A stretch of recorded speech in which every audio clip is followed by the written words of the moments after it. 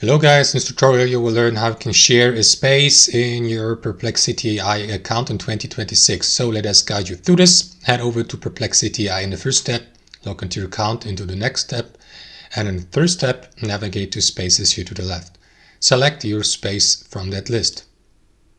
Next, click into share here in the top right, or you may click into the plus button here, and that is going to redirect you to that window here. So here may, for example, set to accessibility. For example, only invited members or anyone with the link. If you select anyone with the link, you will be given the opportunity to copy that shareable link below to your clipboard so that you may invite users with access to that link to participate in your space here. You may also invite contributors and collaborators here by entering their email addresses there. Click into this button to send the invitation, and that's it.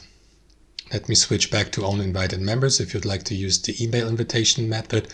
That's how it works, guys. Thanks for watching, and I'll see you next time.